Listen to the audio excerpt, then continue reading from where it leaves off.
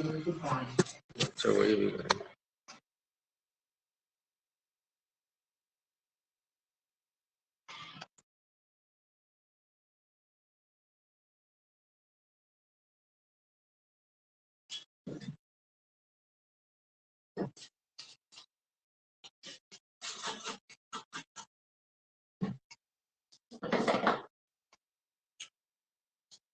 Morning sir. Morning morning. Good morning sir. Morning morning. Good morning sir. Good morning good morning good morning good morning.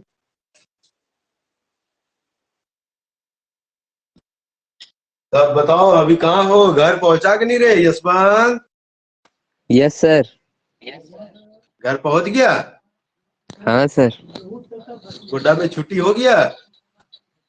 हाँ, एक छुट्टी नहीं है, बाकी सब छुट्टी है। एक किसका?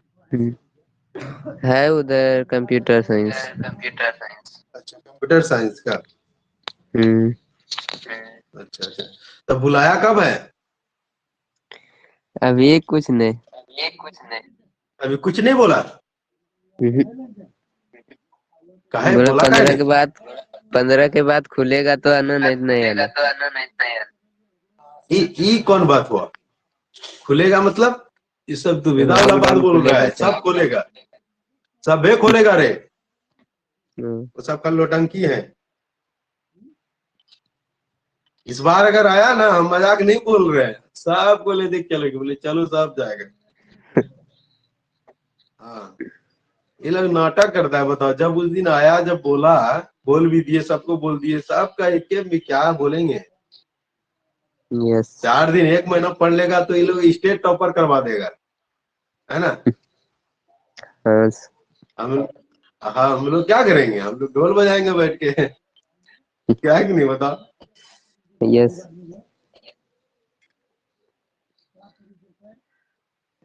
सभी के लिए है ये तो। देखो क्या बोले, सभी करने में जिसको जो मन लगता है।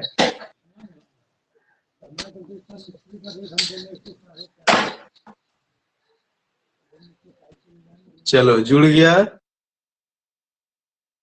और अभी लगेगा। कहा रे जोशवा, कुछ बोल नहीं रहा है तुम?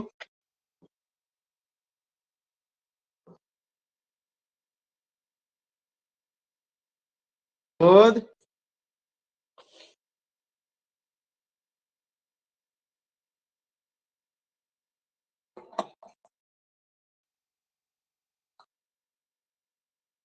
चलिए आज का जो क्लास है हम लोग जो स्टार्ट कर रहे हैं, आप लोगों को हम पिछले क्लास में आपको पढ़ा रहे थे हाइड्रोफाइट्स। क्या हाइड्रोफाइट्स पढ़ा रहे थे? Yes sir. तो हाइड्रोफाइट्स क्या है वो हम बता दिए थे आपको। जलोद्भिद पादप जो है वो आपको पढ़ा चुके थे। उनके जो आपको बोले तो उसके जो एडॉप्टेशन है ना, तो उनके बारे में, मतलब उनके जो अनुकूलन है या उनकी विशेषता है, वो चीजें आपको बताना था, लिखाना था, है ना? तो हम सबसे पहले आपको हम यहाँ पर बता देते हैं, बाकी आपके जो नोट्स है वो आपको मिल जाएंगे, ठीक है? वो हम आपको क्या कहते हैं, आपको ग्रुप में डाल देंगे। तो सबसे पहले यहाँ पर आप उनके जो एडॉप्टेशन है, उनके अनुकूलन जो है, उनके बारे में हम लोग बात कर लेते हैं। तो सबसे पहले हाइड्रोफाइट्स के बारे में, फिर आगे और भी होगा, ठीक है? तो हम लोग आज जो एडॉप्टेशन पढ़ेंगे, सबसे पहले हाइड्रोफाइट्स का पढ़ेंगे, है ना? मतलब जलोद्भिद पादप का।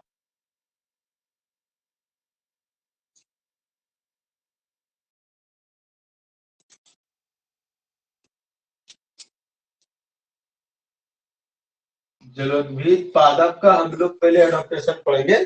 दुमका वाले बच्चे पढ़े हुए हैं, बस 2-4 मिनट चाहिए, फिर आगे बढ़ जाएंगे, ठीक है?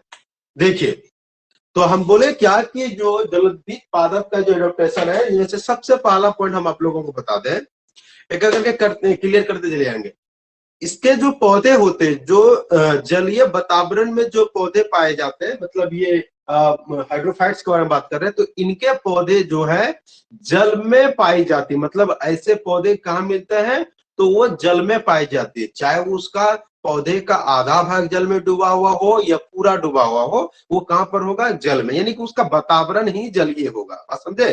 तो पहला पॉइंट में क्या बोलेंगे कि ऐसे पौधे जल में पाई जाती है, या तो आप बोल सकते हैं कि जल में डूबी हुई रहती है। ठीक है, बोले आपको पहला पॉइंट में बोले कि हाइड्रोफाइट्स जो प्लांट होते हैं, जलोद्भिद पादप जो होते हैं, वो जल में डूबी हुई या तो जल में पाई जाती है, पहला पॉइंट। दूसरा पॉइंट में क्या बोले, ऐसे पौधे में जो जड़ होते हैं वह अल्प विकसित होते हैं। अल्प विकसित मतलब हल्का सा जड़ होता है, बहुत कम। एक आध दो पौधा ऐसा भी होता है जिसमें जड़ तो होता ही नहीं है।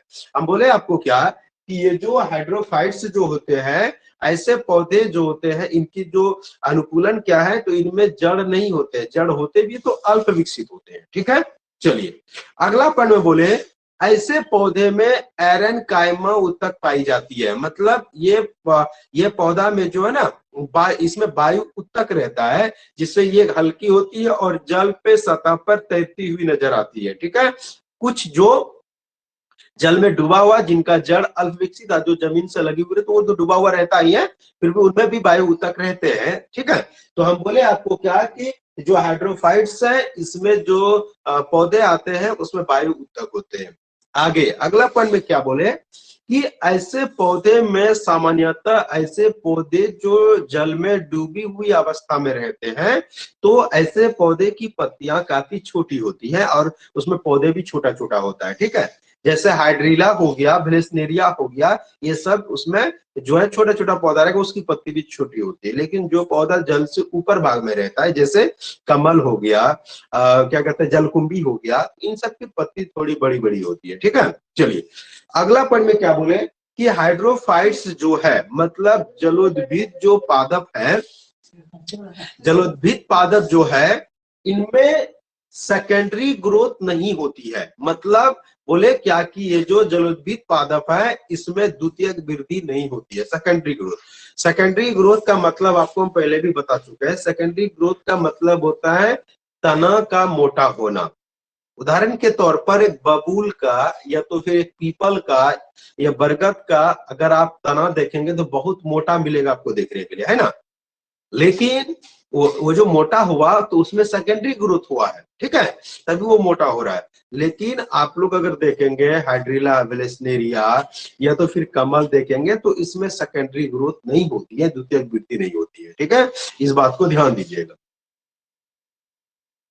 चलिए अब आगे हम आप लोगों को बता दें, जब ये क्या कहते हैं हाइड्रोफाइट जलोद्भिद पौधा का अगर अगले और भी कैरेक्टर है इनका, अगला पॉइंट में हम क्या बोलेंगे कि ऐसे पौधे में क्या होता है कि इनकी पत्ती के ऊपर जो है वैक्स का लेयर रहता है, मोम का लेयर रहता है। बात समझे? तो ये वैक्स का लेयर क्या करता है कि अगर उनके सतह पर अगर जल भी अगर लग जाए, है ना, तो वो जल अगर उनके ऊपर रह जाए तो वो लंबे समय तक टिकेंगे नहीं, जिनके वजह से पत्तियां सड़ेंगे नहीं। बात समझे? पत्तियां तब जाके इसमें प्रॉब्लम, जब उसका मोम का लेयर हट जाए या तो फिर उसमें क्या कहते हैं लंबे समय तक मतलब वो पौधे से टूट जाए, तब उसके बाद जाके उसमें क्या हो जाता है, तो वो सड़ना शुरू होता है। लेकिन ऐसे में नहीं, क्योंकि उसके उनके ऊपर पर वैक्स का लेयर रहता है। ठीक है, जिनसे क्या पत्तियां जल लंबे समय तक उस पर टिक नहीं पाते। ठीक है, अगला पॉइंट हम बोले आपको क्या है कि हाइड्रोफाइट्स जलोद्भिद जो पौधा होता है, इनकी ये जो पौधा ये डंठल युक्त होता है, मतलब स्टॉक इसमें जो है डंठल रहता है ना, स्टॉक पाई जाती है इसमें, है ना, जैसे कमल का नीचे भी डंटी देखिए मिलेगा, है ना, उसी तरह से जो है हाइड्रीला वेलेस्नेरिया में भी होता है। तो हम बोले आपको क्या कि हाइड्रोफाइट्स जो पौधे होते हैं ये डंठल युक्त होती है। ठीक है, चलिए आप लोगों को इतना सारे बातें आप लोगों को हम बता चुके हैं, इसमें आप लोगों को कोई दिक्कत नहीं हुआ होगा ऐसा मेरा मानना है। एक बार हम फिर से रिपीट कर दे रहे हैं, जिससे आपको एक बार और सुनने के लिए मिल जाएगा। हम बोले आपको क्या, इनके जो कैरेक्टर है उनमें से हम आपको सबसे पहले बताए कि ऐसे पौधे जलीय वातावरण में पाई जाती है, मतलब ऐसे पौधे जल में डूबी हुई अवस्था या जल में पाई जाते हैं, पहला पॉइंट। दूसरा पॉइंट में क्या बोले, ऐसे पौधे में एरन कायमा उत्तक पाई जाती है ना, वायु उत्तक। मिलते हैं। बोले ऐसे पौधे में सेकेंडरी ग्रोथ मतलब द्वितीयक वृद्धि नहीं होती है। ठीक है, अगला पॉइंट बोले कि हाइड्रोफाइट्स जो पौधे होते हैं, इसका जो पत्ती उसके ऊपर लेयर रहता है मोम का लेयर, जिससे क्या होता है पत्तियां सड़ती नहीं है। ठीक है, अगला पॉइंट बोले कि ऐसे पौधे जो होते हैं वह डंठल युक्त होती है, मतलब डंडी उसमें मिलते हैं। ठीक है, अगला पॉइंट बोले कि ऐसे पौधे जो है ऐसे पौधे जो होते हैं वो जल में ना भीगने वाले, ना भीगने का मतलब उसमें वैक्स का लेयर रहता है। ठीक है, वो पॉइंट आपको बता दें। ठीक है, और बोले क्या कि हाइड्रोफाइट्स जो पौधे जो होते हैं, इसके और भी कैरेक्टर कि इसमें जो परागन जो होती है, पोलिनेशन की क्रिया जो होती है, जो जल में डूबी हुई अवस्था में रहती है, जो जल में डूबी हुई अवस्था में रहता है, तो उसमें तो जल के द्वारा होगा, और जो जो पौधा जल में है लेकिन उसका पुष्प जल से ऊपर में होता है, तब उस पुष्प में वायु के द्वारा परागन होगा। ठीक है, जैसे कमल हो गया, जलकुंभी हो गया, ये सब पानी में होता है ये पौधा, लेकिन इसमें परागन जो होगा वो किसके द्वारा होगा? कीट के द्वारा होगा, या तो फिर वायु के द्वारा हो सकती है। ऐसे आमतौर पर अधिकांश कीट के द्वारा ही होती है। चलिए, यहां तक में कोई दिक्कत आप लोगों को? No sir. चलिए, इनका हाँ इनका नोट आपको मिल जाएगा, उसके लिए बिंदास रहिए। यहाँ सब आगे बढ़े? Yes sir. हाँ, हाइड्रोफाइट आपको हो चुका है। अब हम लोग बात करेंगे जीरोफाइट का। हाइड्रोफाइट तो पढ़ा चुके थे, अब हम लोग बात करेंगे जीरोफाइट का।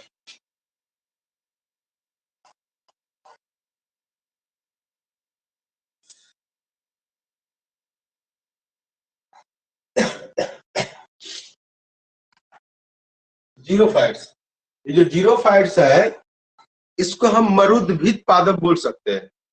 जैसे वो जलोद्भिद था तो ये मरुद्भिद है ना, इसको जीरोफाइट को मरुद्भिद पादप बोलेंगे। ठीक है, आइए सबसे पहले हम लोग समझ लेते हैं कि जीरोफाइट होता क्या है ना। सबसे पहले कि जीरोफाइट क्या है, पहले इसको समझ लेते हैं, फिर आगे हम लोग बात करेंगे। देखिए, जीरोफाइट जो होते हैं ये दो शब्दों का बना हुआ है। जीरोफाइट दो शब्द का बना हुआ है, जिसका पहला शब्द है जीरो। जरा ध्यान दीजिएगा, हम बोले जीरोफाइट जो है वो दो शब्द का बना हुआ है, जिसका पहला शब्द है जीरो, और जीरो का अर्थ होता है ड्राई। जीरो का अर्थ क्या होता है? ड्राई। जीरो का अर्थ होता है ड्राई, और ड्राई का मतलब होता है सूखा। ठीक है, और दूसरा शब्द है ड्राई, मतलब क्या होता है? सूखा। और दूसरा शब्द है फाइट, और फाइट्स का मतलब आपको कल बता चुके थे प्लांट। प्लांट मतलब क्या होता है? पौधा। ध्यान दीजिएगा, हम बोले आपको क्या कि ये जो जीरो फाइट है दो शब्दों से बना हुआ है, जिसका पहला शब्द क्या है? जीरो है ना, और जीरो का तो ड्राई, ड्राई मतलब सूखा, दूसरा शब्द फाइट, फाइट मतलब प्लांट मतलब पौधा। ये हम कल भी बोले थे आपको, ये पर्यावरण से रिलेटेड है। इन सबसे छोटे छोटे सवाल जो है एग्जाम में पूछे जाते हैं, कंपटीशन के एग्जाम में। जैसे यहाँ पर लिखा हुआ है जीरो, ये एग्जाम में दिया जाता है कि जीरो का अर्थ क्या होता है, आपको नीचे 4 ऑप्शन दिया जाएगा। ठीक है, इसी तरह से तो जीरो का अर्थ ड्राई मतलब सूखा। ठीक है, तो बोले ऐसे पौधे जो सूखे स्थान पर होते हैं, बोले ऐसे पौधे जो सूखे स्थान पर होते हैं उसे जीरोफाइट कहते हैं, या तो मरुद्भिद पादप कहते हैं। ठीक है, एक बार फिर से हम बोले, आपको पूछा जाएगा जीरोफाइट क्या बोले? बोले ऐसे पौधे जो सूखे स्थान पर पाए जाते हैं ना, जो मरुस्थल स्थान बोल सकते हैं, बोले ऐसे पौधे जो सूखे स्थान पर पाई जाती है उसे जीरोफाइट या तो फिर मरुद्भिद पादप कहते हैं। ठीक है, आमतौर पर ऐसे पौधे रेगिस्तान में मिलते हैं, रेगिस्तान वाले क्षेत्र होगा। ठीक है, तो वहां पर जो पौधे होंगे वो क्या होता है? जीरोफाइट कहलाता है। ठीक है, इसके अंतर्गत जो पौधे आते हैं, एकेसिया, एकेसिया मतलब बबूल के बारे में बात कर रहे हैं। ठीक है, एकेसिया हो गया, उसके बाद कैक्टस हो गया, जिसको ऑफेंटिया कहते हैं, जिसको नागफनी बोलते हैं ना अंग्रेजी में, ऑफेंटिया उसी को कहते हैं नागफनी। ये पौधे हो गया, ये सब पौधे कहाँ मिलते हैं? तो क्या कहते हैं, तो मरुद्भिद पादप के अंतर्गत आते हैं, मतलब जीरोफाइट के अंतर्गत आते हैं। ठीक है, चलिए हम आपको जीरोफाइट क्या है वो बता दिए, इसके एग्जाम्पल में कौन कौन है वो भी बता दिया आपको। अब हम लोग इनके जो है एडॉप्टेशन के बारे में बात करेंगे, इनके अनुकूलन या इनकी अनुकूलन की विशेषता के बारे में हम लोग बात करेंगे, क्या क्या इनकी विशेषता होती है। चलिए, ऐसे आमतौर पर एक मानव अगर चाहेगा कि हम मरुस्थल में, रेगिस्तान में, सूखे स्थान पर जीवित रहने के लिए, मतलब वहां पर सरवाइव करने के लिए, तो उनके लिए आपको पहले जानकारी होनी चाहिए कि कहाँ कहाँ से हम लोगों को कहाँ कहाँ से हम क्या क्या करने से, कैसे हम वहां पर रहने के लिए जो है ये सब वातावरण के लिए जानना होता है। फिर उन चीजों को जानने के बाद वहां पर आप सरवाइव कर सकते हैं। तो हम पहले उन्हीं चीजों के बारे में पहले बात करेंगे। तो पहले हम वहां के कुछ पौधे हैं उनके बारे में बात कर लेते हैं, फिर उनके बाद फिर और भी चीजें इनमें जो रिलेटेड जो जंतु के बारे में उसके बारे में बात करेंगे। देखिए हम इसके बारे में पूरी आपको जानकारी दे देंगे। हम बोले कि 05 वहां के पौधे 05 के जो उसके अनुकूलन क्या क्या है। सबसे पहले वहां पर जो पौधे मिलेंगे, मतलब इनके जो पौधे होते हैं, इस पौधे का जो जड़ होता है वो काफी लंबी और मिट्टी के अधिक गहराई तक जाती है, बहुत ही गहराई तक जाती है। ठीक है। आमतौर पे हम लोग बहुत सारे पौधे के जो जड़ होते हैं उसको नहीं उखाड़ते हैं। हम लोग जिससे काट लिया वहां से हटा दिया, बाकी रहने देते हैं। लेकिन बहुत सारा होता है हम लोग उखाड़ लेते हैं, काट के जितना हो पाता है ना। लेकिन बबूल उनका भी हम लोग वही करते हैं, लेकिन पूरा उखाड़ नहीं सकते क्योंकि उसकी जड़ बहुत गहराई तक जलती है। ठीक है। बबूल हम आप लोगों को बता दें, बबूल जो पौधे हैं वो मरुस्थलीय पौधे हैं, लेकिन वहां पर हमारे इधर पर जल और आसानी से मिल पा रहे तो और अच्छा से ग्रोथ कर रहा है, इसीलिए हम लोगों को इधर बबुल का पौधा ज्यादा देखने को मिलता है। ठीक है। लेकिन आमतौर पर ये बबुल के पौधे जो होते हैं वो एकेसिया जो वो कहाँ का है, तो मरुस्थल तरफ के। हाँ, इधर भोजन पानी मिल रहा है काहे नहीं होगा, है ना। चलिए, तो हम आपको बोले क्या कि 05 जो है इसके जो पौधे का जो जड़ जो होता है वो क्या होता है, मिट्टी की अधिक गहराई तक चलती है। ठीक है। मतलब लंबी होती है और मिट्टी की अधिक गहराई तक होती है। ठीक है। अगला पॉइंट बोले क्या कि इसकी जो जड़ होती है वो पूर्ण विकसित होते हैं। बोले क्या आपको कि क्योंकि लंबी अधिक लंबा लंबा होता है, मिट्टी का अधिक गहराई तक जाता है, मतलब इसका जो जड़ होता है वो पूर्ण विकसित। ठीक है। अगला पॉइंट में क्या बोले कि इस पौधे में जो है वास्कुलर टिश्यू, मतलब संवहन ऊतक, वास्कुलर टिश्यू पूर्ण विकसित होते हैं। ठीक है। आमतौर पे हम आपको बता दें कि उसमें जो जैसे जलोद्भिद पौधे इससे पहले पढ़े तो उसमें जो संवहन ऊतक होता है ना, संवहन ऊतक जो होते हैं उसमें भी होता है, लेकिन पूर्ण विकसित नहीं होते, हल्का रहते हैं, पूरा विकसित नहीं होता। लेकिन हाँ, लेकिन इसमें जो है 05 पौधे में जो है इसमें संवहन ऊतक, वास्कुलर टिश्यू पूर्ण विकसित, मतलब जाइलम और फ्लोएम पूरा विकसित रहता है पूरा। ठीक है। अगला हम पॉइंट में क्या बोले कि 05 जो पौधे हैं इसमें सेकेंडरी ग्रोथ होती है। जैसे बबुल का पौधा उसमें भी मोटाई होता है ना, वो भी मोटा होता है, तो इसमें क्या होता है, सेकेंडरी ग्रोथ पाई जाती है। ठीक है। अगला पॉइंट में क्या बोले कि इसमें मरुस्थल में जो पौधे होते हैं वो पौधे जीवित रहने के लिए प्रकृति उनको इस ढंग से उसको तैयार किया गया है कि उनकी जो पत्तियां होती है वो छोटी होती है, बहुत छोटी छोटी पत्तियां होती है। इनके साथ साथ उनके जो पत्तियां वो न्यूक्लियली होंगे। ये तो छोड़ दीजिए, बहुत सारे इससे ऐसे भी पौधे होंगे जिनमें पत्तियां नहीं, वो पत्ती का रूपांतरण कांटे में हो जाता है। बात समझ रहे हैं। केवल इसलिए क्योंकि मरुस्थल में पानी बहुत कम मिलते हैं, सूखे स्थान है, तो वहां की पत्ती जो है, मतलब पत्ती ने पौधे जो है अपने आप को जीवित रखने के लिए अपने आप में अनुकूलन लाते हैं। मतलब ऐसा वो अपने आप को बदलते हैं। अब बदलने के साथ साथ उनमें जो पत्तियां होगी तो पत्तियों का तो वाष्पोत्सर्जन की क्रिया होगी, लेकिन उस वाष्पोत्सर्जन की क्रिया ना होने देने के लिए वो लोग अपनी पत्ती का रूपांतरण किसमें कर लेता है, तो वो कर लेता है कांटे में। जैसे आपको अधिकांश उसके तरफ में जो पौधे मिले वो कांटा में, जैसे वो खजूर हो गया, बबूल हो गया, फिर क्या कहते हैं कैक्टस हो गया, है ना। तो कैक्टस जो हम लोग देख रहे हैं, जिसको नाफनी बोले, कैक्टस का जो पौधा होता है तो इस तरह से हम लोग देखते हैं, और फिर इसमें इस तरह का कांटा निकला हुआ रहता है ना, इस तरह का कांटा निकला हुआ रहता है।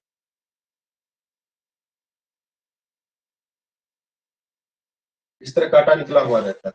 इसमें समझने वाली बात है, ये कांटा जो है ना, यही कांटा था पत्ती, लीफ, ये पत्ती है, लेकिन इस पत्ती का रूपांतरण हो गया किसमें, कांटा में।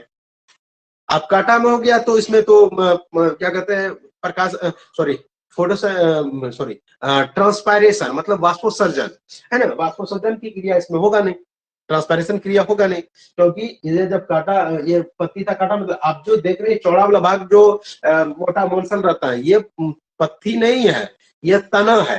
और ये तना हरा रंग का रहता है और इसके ऊपर भी वैक्स का लेयर रहता है, मतलब इसके ऊपर भी एक ऊपर पे लेयर बना हुआ रहता है, जिससे जिससे क्या हुआ कि वाष्पोत्सर्जन की क्रिया बहुत कम हो, नहीं के बराबर।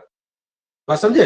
रहा बबूल का पौधा में पत्तियां कितना छोटी छोटी रहती है, उसमें भी क्या होगा, प्रकाशन से, सॉरी या बार बार प्रकाशन बोल रहे हैं, मतलब ट्रांसपायरेशन, मतलब जो है वाष्पोत्सर्जन की क्रिया क्या होगा, बहुत मतलब कम होगा, मतलब नहीं के बराबर। इसके साथ ही साथ क्या होता है, इसके तना में क्यूटिकल पाई जाती है, जैसे बबूल का देखेगा पूरा ना ब्लैक, ऊपर पे देखेगा इपिडर्मिस टाइप का पूरा चढ़ा लेयर रहता है ना, काला काला छाल, जिसको हम लोग बोल रहे हैं छाल के बारे में बोल रहे हैं, वो क्यूटिकल है, सब में लगा हुआ रहता है, जिससे क्या हुआ, वाष्पोत्सर्जन की क्रिया ना हो।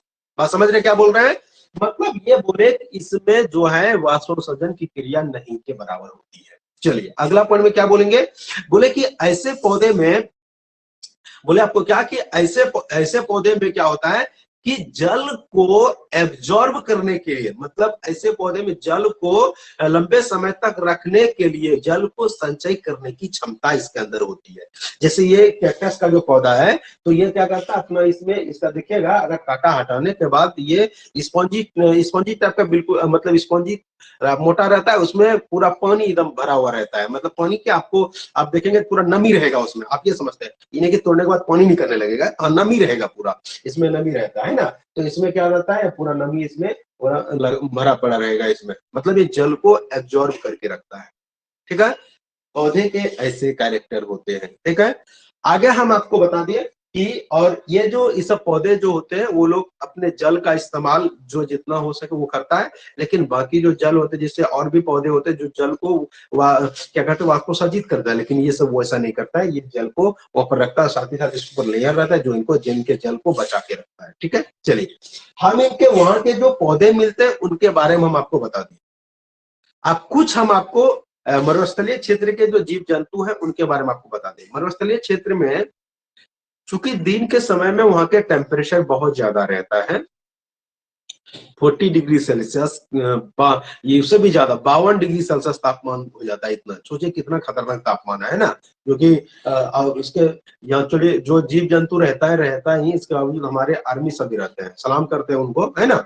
देखिए तो वो सब भी वहां पर रहते हैं। अब बात हम किसका कर रहे हैं, टेम्परेचर का, तो सॉरी वहां के जो जंतु है, तो दिन के समय में सभी जो जीव जंतु रहते हैं वो क्या कहते हैं, रेत में जो अपना सुरंग बनाए रहते हैं उसके अंदर घुस के रहता है पूरा एकदम अंदर में, ताकि उसको उसके जो अगर आसपास पे अगर नमी है तो उसको थोड़ा ठंडक मिले और उसी में रहेगा वो। रात का जब समय होगा, जब टेम्परेचर कम होने लगेगा, यानी कि मध्य रात्रि से ठीक कुछ घंटे पहले, तब वहां से छोटे छोटे जीव जैसे केकड़ा हो गया, है ना, सांप हो गया, है ना, और भी छोटे छोटे जो जीव रहते हैं वहां से अपने भोजन के तलाश में निकलते हैं। वो निकलते हैं कब के समय में, रात के समय।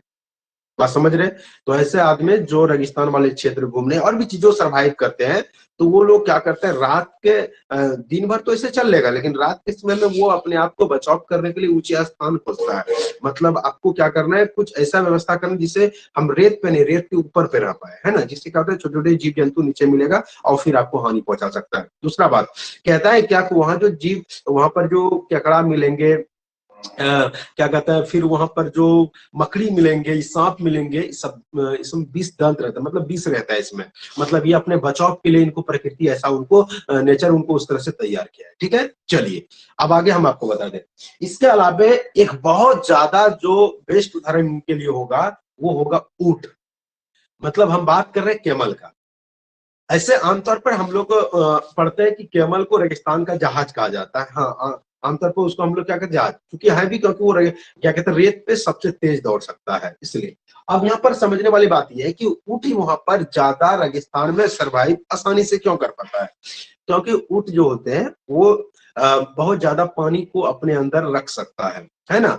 पानी को एक ही बार पी लिया और अपने अंदर पेट में वो जमा करके रख दिया। अब भोजन के बारे में बात कर लेते हैं।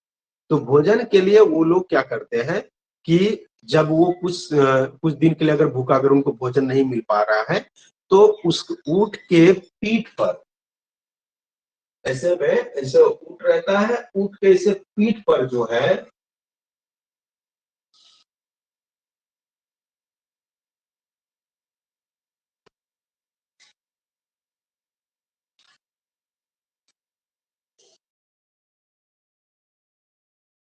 हम ऊँट नहीं बना रहे हैं।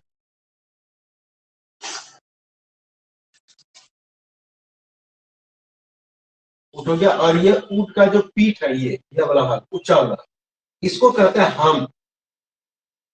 ठीक है, ये जो ऊँट का जो ये ऊँट नहीं बना है, इसके ऊपर पे ऊँट के पीठ पे दिखेगा ऊंचा जैसा ऐसे रहेगा, है ना, उसको कहते हैं हम्प, HUMP, हम्प, है ना।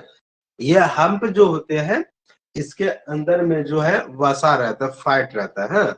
तो ये जब वो भूखे रहते तो वो फैट जो है वो तब्दील होते किसमें, कार्बोहाइड्रेट में। फिर वो कार्बोहाइड्रेट ऑक्सीजन की उपस्थिति में फिर आएंगे, मतलब वो कार्बोहाइड्रेट ग्लूकोज बदलेंगे, फिर वो ग्लूकोज ऑक्सीजन की उपस्थिति में आएंगे, फिर टूटेंगे, फिर ऊर्जा मिलेगा उसको, किसको, तो ऊँट को। तो वहां से ये अपना काम करते हैं। इसका नाम हम्प है, इसमें वसा रहता है। ठीक है, चलिए ये हम आपको बता दें। तो ये जो है आसानी से वहां पर सर्वाइव कर पाता है, क्योंकि इनके पास लंबे समय तक जल को एब्जॉर्ब करने की क्षमता होती है, और साथ ही साथ इनको प्रकृति उस तरह से इनको ये फैट को स्टोर करने के लिए इनको नेचर, इनको ये प्रकृति इनको दिया हुआ है, जिससे ये लंबे समय तक रह सकता है। ठीक है, चलिए तो हम लोग आज के क्लास में 0 फाइट और उससे कुछ वहां से सर 11th का क्लास है। नहीं नहीं, 12 का क्लास है। ठीक है। तो अभी तक आपको 11th लग रहा था? ये तो नहीं ले रहे थे। अच्छा अच्छा, चलिए तो हम लोग आज जो है 0 फाइट के बारे में हम आपको बता दिए। तो 0 फाइट भी आपका हो गया, और आपको हम 0 फाइट का जो नोट्स है क्या कहते हैं, हाइड्रोफाइट और 0 फाइट दोनों का नोट आपको हम भेज देंगे। चलिए आज का क्लास इतना ही बार रहने दीजिए, कल पर्व है, कल क्लास नहीं हो पाएगा, अब अगला क्लास आप लोगों को बता दिया जाएगा। ठीक है, thank you sir. Thank you हाँ सर। वेलकम वेलकम, हाँ वेलकम।